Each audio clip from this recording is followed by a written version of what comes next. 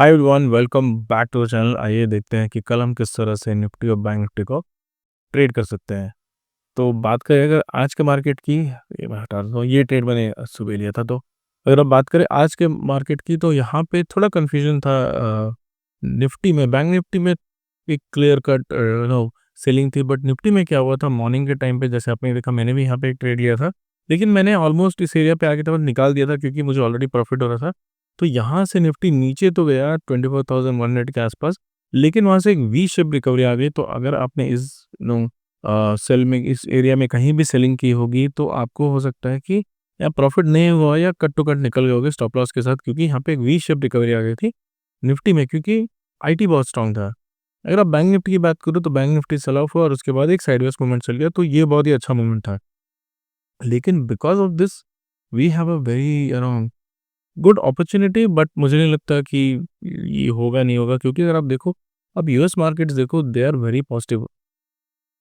अगर एसएलपी देखो, SLP itself is up by 1.9%, एक पॉइंट पे ये अराउंड 3-3.5% अप था, क्योंकि यहाँ पे जो क्लैरिटी है वो टैरिफ्स में वो आ रही है। तो कहीं ना कहीं सब गैप अप खुल रहे हैं। अगर आप देखो, टेस्ला 6% अप है, एप्पल 2% अप है, तो मार्केट बहुत पॉजिटिव है। बट इंडियन मार्केट्स के लिए कल देखना होगा किस तरह से ये मूव करेगा। तो अगर बात करें कल के इंडियन मार्केट की, तो सेल ऑन राइज की स्ट्रैटेजी कल भी मैं कंटिन्यू रखूंगा। अगर मैं यहाँ पे देखो, तो ये जो एरिया है यहाँ पे धीरे धीरे करके जो फॉर्म हो रहा है, तो यहाँ पे कहीं ना कहीं इस तरह से एक डिस्ट्रीब्यूशन होगा और फिर ये शॉर्ट टर्म के लिए नीचे आएगा और उसके बाद हो सकता है ये ऊपर की तरफ जाए। तो ये बहुत दिन से मैं व्यू लेके चल रहा हूँ, लेकिन मार्केट में अगर आप देखो, अगर आप मेरी वीडियोस रेगुलर देख रहे होगे, मार्केट में जो स्ट्रेंथ है वो बनी हुई है यहाँ पे इस एरिया 24,000 के ऊपर। जो स्ट्रेंथ अभी बनी हुई, हो सकता है कि यहाँ पे और थोड़ा साइडवेज हमें देखने को मिले, हो सकता है सेल ऑफ नहीं भी देखने को मिले, लेकिन यहाँ पे जब तक एक करेक्शन नहीं आ जाता है, तब तक यहाँ पे हमें क्लियर ऑफ होता क्या है कि फॉर एग्जांपल अगर कोई भी इंडेक्स या कोई भी इंस्ट्रूमेंट ऊपर जा रहा है, तो यहाँ से एक करेक्शन आना चाहिए और उसके बाद अगर इस तरह जाए तो ज़्यादा सस्टेनेबल होता है। रात दिन अगर आप देखो, इस तरह का मूवमेंट होता है, तो कहीं ना कहीं ये ब्रेक होकर नीचे की तरफ आके करेक्शन ज़रूर लेता है। तो ये मोमेंट के लिए हम वेट कर रहे हैं, क्योंकि यहाँ पे बाई करना ज़्यादा सेंसिबल नहीं है। मार्केट ऑलरेडी एक स्ट्रेच हो चुका है, तो थोड़ा सा पुल बैक होगा, उसके बाद हो सकता है कि हमें एक अच्छा रैली फिर से देखने को मिले। तो कल हम क्या करेंगे, कल हम ये जो एरिया है 24,100, जिस जो कल हमने मार्क किया था, हम उसी एरिया को मार्क करके चलेंगे। अगर हायर साइड की बात करें, तो आज का जो हाई था वो अराउंड 24,300 के आसपास है। तो यहाँ पे अगर आप देखो, जो स्ट्रक्चर है वो बहुत ही प्रॉमिसिंग नहीं है। स्ट्रक्चर जो है वो थोड़ा कंफ्यूजिंग है, क्योंकि यहाँ पे मार्केट डिप तो हुआ था, लेकिन उसके बाद रिकवरी भी आ गई। तो यहाँ पे हो सकता है कि कल मार्केट फिर से गैप अप खुले, जिस तरह से आज यूएस मार्केट दिख रहा है। अगर वो कंटिन्यू रहा तो कल गैप अप खुलेगा, लेकिन कल मुझे लगता है क्योंकि कल एक्सपायरी है, तो हो सकता है कि मार्केट मॉर्निंग में इस तरह से साइडवेज और 12 बजे के आसपास हमें एक अच्छा डिप देखने को मिले। हो सकता है कि 24,000 एक क्रॉस ना करे, बट 300-400 पॉइंट का एक डिप हमें अच्छा खासा देखने को मिल सकता है। इस पॉइंट से नीचे जब भी मार्केट मूव करेगा, गैप अप होके जब भी ये 24,300 के नीचे मूव करेगा, 24,300 के ऊपर के जितने भी कॉल्स है आप कल सेल कर सकते हो। लेकिन वेट करिएगा कि ये 24,300 के नीचे निकले और एक 15 मिनट्स का कैंडल क्लोज हो, क्योंकि यहाँ पे जो कन्फ्यूजन है वो ज़्यादा है और मार्केट अभी बुलिश है। तो हो सकता है कि अगर थोड़ा सा पुल बैक आए, आपने सेल किया होगा, लेकिन मार्केट हो सकता है वी शेप रिकवरी लेके वापस आपको स्टॉप लॉस हिट कर दे या फिर आप लॉस में चले जाओ। इसीलिए 24,300 जब तक ये क्रॉस नहीं करेगा, तब तक हम यहाँ पे कोई भी सेलिंग पोजीशंस नहीं लेंगे। 24,300 जब क्रॉस होगा, गैप अप खुले, सॉरी, गैप अप खुले या फिर फ्लैट खुले, दोनों ही केस में 24,300 के नीचे ही हम कल सेलिंग करेंगे। ये हमारा फर्स्ट सपोर्ट होगा, तो ये हमारा टारगेट होगा। तो फॉर एग्जांपल अगर यहाँ पे आया, तो हो सकता है 24,100 के आसपास ये टारगेट है और 24,000 से या फिर इसके आसपास टारगेट लेके फिर से वापस ऊपर की तरफ मुड़ने लगे, कॉल की साइड जाए।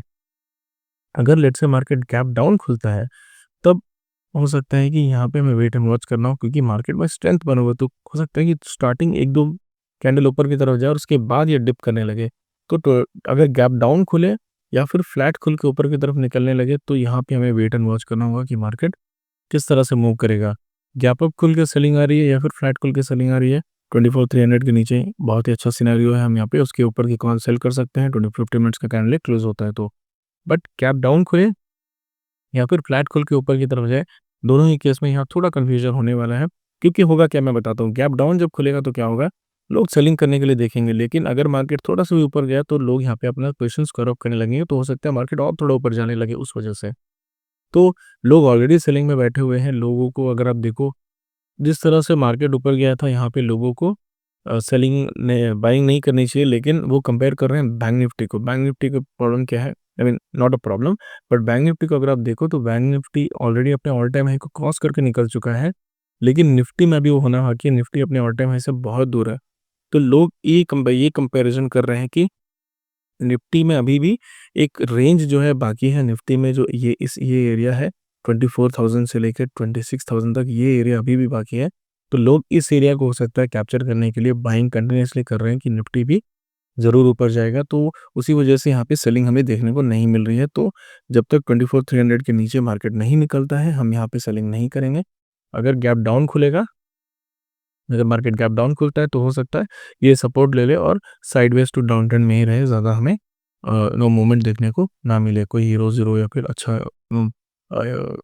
नो डिके होगा ज़रूर, लेकिन यहाँ पे just current weekly x options में ही यहाँ पे डिके देखने को मिलेगा।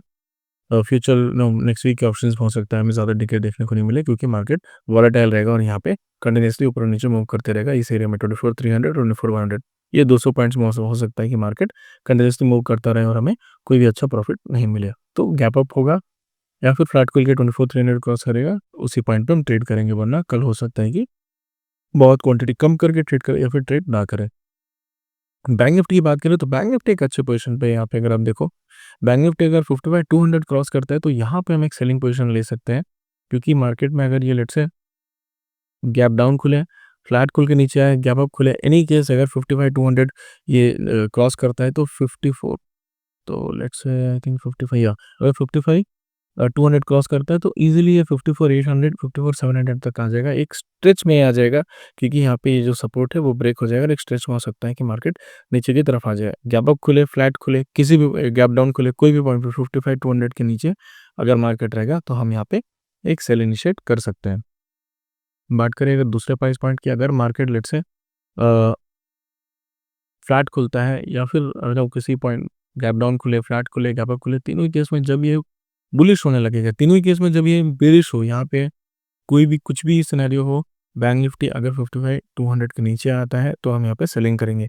लेकिन फॉर एग्जांपल लेट्स से ये ऊपर की तरफ मूव करने लगता है तो हम क्या करेंगे, यहाँ पे इसका जो रेजिस्टेंस है जो 56,000 के आसपास है, तो एक राउंड नंबर के आसपास होता है, तो यहाँ पे अगर ये ऊपर की तरफ बढ़ेगा तो 700 पॉइंट एक्वायर करने के लिए तो इतना स्ट्रेच ये नहीं करेगा, क्योंकि यहाँ पे ऑलरेडी थोड़ी वीकनेस हो चुकी है, थोड़ी जो बहुत ज़्यादा स्ट्रेच हो गया है bank Nifty in compare to Nifty, तो हो सकता है कि धीरे-धीरे करके मार्केट ऊपर जाए और यहाँ पे एक साइडवेज फॉर्म होने लगे, तो यहाँ पे कन्फ्यूजन होगा। अगर मार्केट गैप अप बुलिश रहता है कल बैंक निफ्टी में, तो हम ट्रेड नहीं करेंगे। निफ्टी में अगर ये गैप डाउन खुलता है तो हम ट्रेड नहीं करेंगे, तो थोड़ा कन्फ्यूजन है दोनों इंडेक्सेस में, थोड़ा डिफरेंसेस है। एक बार हो सकता है कि वीडियो फिर से देख लीजिएगा, लेकिन अगर बैंक निफ्टी में गैप अप होता है या फिर बैंक निफ्टी अगर बुलिश रहता है तो हम कल बैंक निफ्टी में ट्रेड नहीं करेंगे, only in terms of selling यहाँ पे बैंक निफ्टी में ट्रेड होगी। आप एक बार रिवाइंड करके देख लीजिएगा, क्योंकि थोड़ा कन्फ्यूजन है, दोनों इंडेक्सेस डिफरेंटली मूव कर रहे हैं, इसीलिए डिफरेंट ट्रेड सेटअप से दोनों इंडेक्सेस के लिए। So that is all for the video today. अगर आपको इस तरह का कंटेंट अच्छा लगता है तो please do subscribe to the channel. Thank you.